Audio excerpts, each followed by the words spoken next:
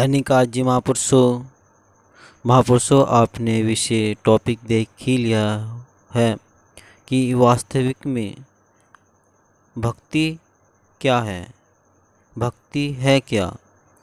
तो महापुरुषों हम सब आप तुम भक्ति कर रहे हैं, लेकिन हम भक्ति क्यों कर रहे हैं, किस लिए कर रहे हैं, भक्ति है क्या और क्यों है भक्ति करना ज़रूरी। तो महापुरुषों आशा करता हूँ आपको ये विचार ज़रूर पसंद आएंगे, और अगर पसंद आए तो वीडियो को लाइक कर दे और सब्सक्राइब भी ज़रूर कर दे। महापुरुषों भक्ति एक हमारे लिए शक्ति है, एक ताकत है, लेकिन जानना ये ज़रूरी है कि भक्ति है क्या। भक्ति महापुरुषों एक प्रेम है, एक श्रद्धा और एक विश्वास। जब तक हमें किसी पर भी विश्वास है तो भक्ति है, अन्यथा नहीं। संसार में हम देख पाते हैं कि कुछ लोग आस्तिक भी होते हैं और कुछ नास्तिक भी होते हैं। जो आस्तिक होते हैं, जिन्हें पता कि हाँ भगवान है, उन्हें विश्वास है कि परमात्मा है, तो वे भक्ति करते हैं, पता है उन्हें कि ये भक्ति है। और जो नास्तिक हैं वे नहीं पता कि हाँ कोई भगवान नहीं है, उन्हें विश्वास नहीं है कि भगवान है। जब विश्वास ही नहीं तो वे भक्ति करेंगे क्यों, किस लिए करेंगे, जब वे जानते ही नहीं कि परमात्मा है। तो यही एक भक्ति है। एक अवतार वाणी में एक शब्द भी आता है, जग न जाने भक्ति क्या है। यहाँ पर भक्ति को जानने की बात हो रही है, आखिर भक्ति है क्या। गुरु को पाना भक्ति है, त्याग के सारे रगड़े झगड़े गुरु रिझाना भक्ति है।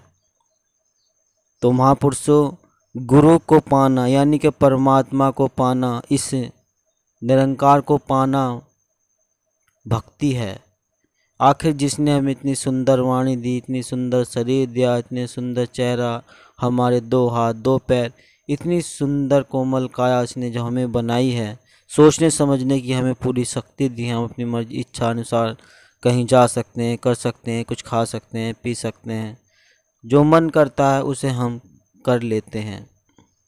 तो क्या हमारा ये जानना उद्देश्य नहीं है कि परमात्मा क्या है, कैसा दिखता है या नहीं।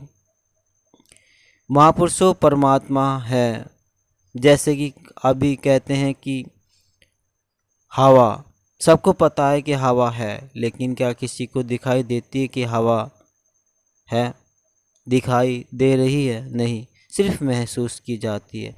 ऐसे ही परमात्मा भी है, लेकिन जो इस निरंकारी मिशन में आ गए हैं, जिन्हें पता है, जिन्होंने ज्ञान ले लिया है, विन्हें पता है कि हाँ परमात्मा है, उन्होंने देख लिया है, जान लिया है। और जिन्होंने नहीं जाना तो वे कृपया सत्संग में जाकर ज्ञान ले सकते हैं, जान सकते हैं कि परमात्मा कैसा है, क्या है। एक गुरु के द्वारा पल भर में हम इस साक्षात ब्रह्मा के दर्शन कर सकते हैं, जान सकते हैं कि ये निरंकार क्या है, प्रभु कैसा है, परमात्मा कैसा है।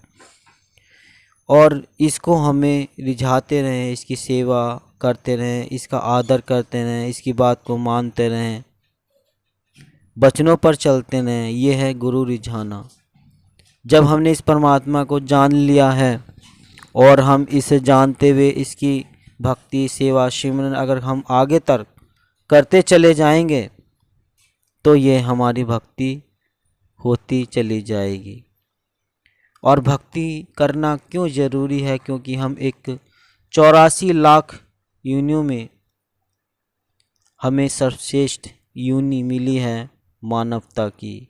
एक मानव हैं हम, हमें समझने की पूरी शक्ति है, जानने की पूरी शक्ति है।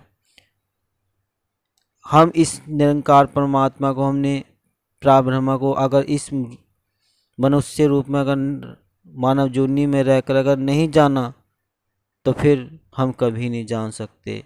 हम फिर एक पशु के समान, एक डंगर के समान हैं, लेकिन खाते पीते तो वे भी हैं। उन्हीं तरह हम भी ऐसा ही अपना समय बिता रहे हैं, तो उनमें हमें फिर क्या फ़र्क है। हमें जब सर्वश्रेष्ठ यूनि मानवता की मिली है, तो हम इस निरंकार परमात्मा को जानने की और भक्ति की मिली है। यही एक मानवता का उद्देश्य भी है। और भक्ति दास ने बताई दी है कि भक्ति प्रभु को पाना और प्रभु को रिझाना एक भक्ति है। और भक्ति विश्वास भी है, क्योंकि जब तक हम विश्वास नहीं कर पाएंगे कि हाँ परमात्मा है, तो भक्ति भी नहीं है। और हम जब इसको जान लेते हैं, हमें पता चल जाता है कि ये परमात्मा है, तो हम फिर भक्ति भी कर पाते हैं। तो महापुरुषों कहने का भाव सिर्फ इतना ही है कि जब हमें इतना सर्वश्रेष्ठ हमें यूनि मिली है, 84 लाख में कहीं हम कीड़े केंचुए मकोड़े बनते, और मानव में हम जब आए हैं, तो हम इस निरंकार परमात्मा प्रार ब्रह्मा को जान लें, और जानकर इसकी हम भक्ति कर लें, तो हम फिर से अगली बार भी मानवता जुनी पा सकते हैं। और इसमें हम रहकर वो सुख, वो आनंद भी व्यतीत कर सकते हैं। वरना हम 84 लाख यूनि में रहकर कहीं किसी का बोझा ढो सकते हैं, किसी के डंडे जैसे कि गाय भैंस हो चाहे तो पीछे से डंडा मारते हैं भैंस को, और कटरे को भी, कोई गधे को, कुछ किसी को। कीड़े मकोड़े की भांति जीने से तो बेहतर मानवता जुनी। तो हम आइए हम इस निरंकार परमात्मा कि अगर हमने जान लिया तो अच्छी बात है, खुशी, और जिन नहीं जाना तो उसे जान ले।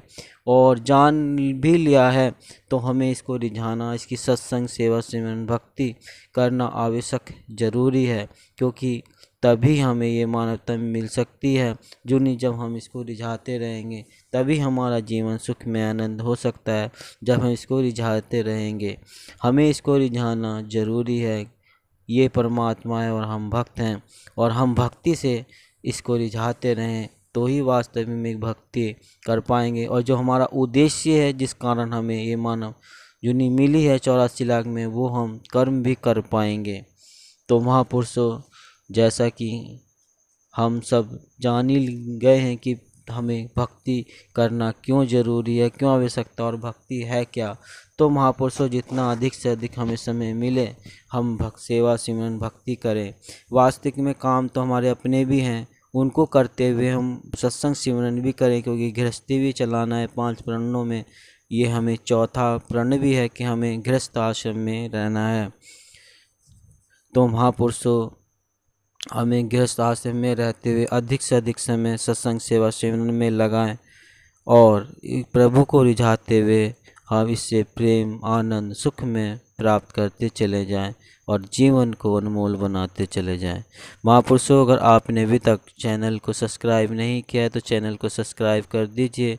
और महापुरुषों, आपको साझा अच्छी लगी है तो वीडियो को प्लीज़ लाइक भी कर दीजिए, और सभी महापुरुषों को शेयर भी कर दीजिए, ताकि सभी भी सुनकर आनंद ले सकें, और इस निरंकार परमात्मा की भक्ति भी कर सकें, और अपने जीवन में सुख प्राप्त कर सकें। महापुरुषों, दास मनीष फिर मिलता हूँ एक और अगली वीडियो में। तब तक के लिए आप सभी से दास का प्यार भरा धन्य निरंकार जी।